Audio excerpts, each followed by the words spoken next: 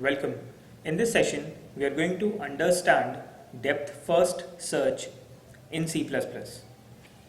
On HackerEarth, on the visualizer menu here, you can see that we have a graph available.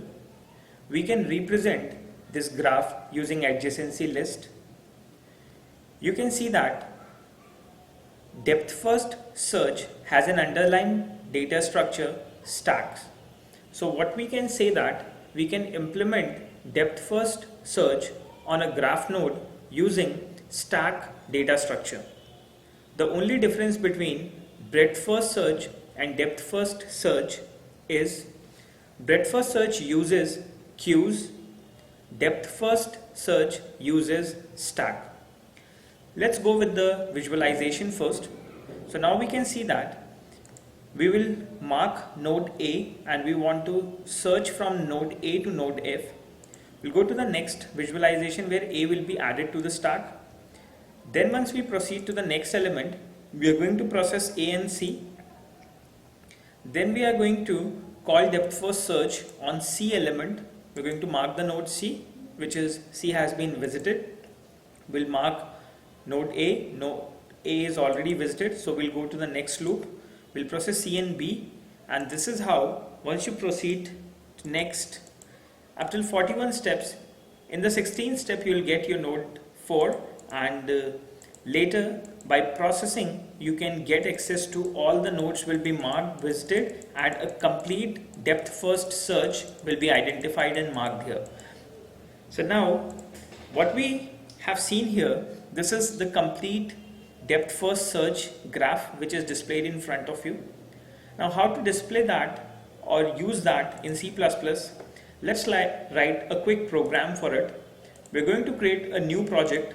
It's going to be a C++ project, and in this we are going to implement graph depth first search. As you have already implemented breadth first search in the previous demonstration, and we are using the common graph which we implemented in the last session. So we have the graph in which 0 is pointing to 1, 1 is pointing to 2 and 3, and 3 is pointing to 4. So we are going to make use of this graph and we are going to implement that in the code here.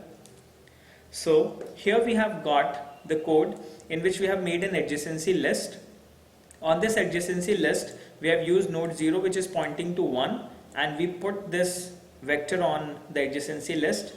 Then node 1 is pointing to 2 and 3, node 3 is pointing to 4, and we have added node 4 on the adjacency list as well. And now we are going to execute the method depth first search.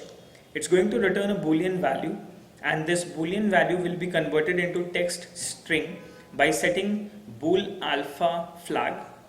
We're going to search for 4 on our graph using depth first search. We have written the depth first search method here. We're going to change that from BFS to DFS. We're going to receive the adjacency list. We have to specify source and target. Now what next we need to do, since depth first search are an implementation of the stack, then what we will do, we are going to change queues to stack, and we need to implement stack here. So we are going to make use of the STL, and we are going to take namespace stack in our program. Once you have taken a stack, we are going to push the source element and we are going to mark the source element. Then we are going to print our depth first search tree, and we are going to point to the top element available on the stack. Once we have got the top element, we are going to pop it and we are going to display the element. If the target is found, this will be returned, and later we are going to push values onto the stack.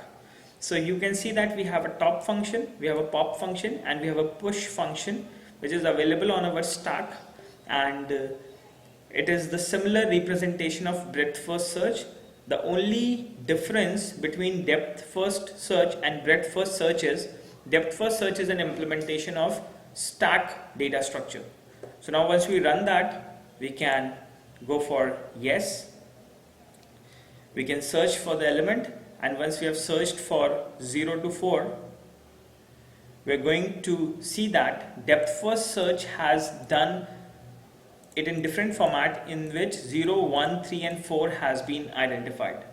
So this is the way how we can search using depth first search. Thank you for watching the video.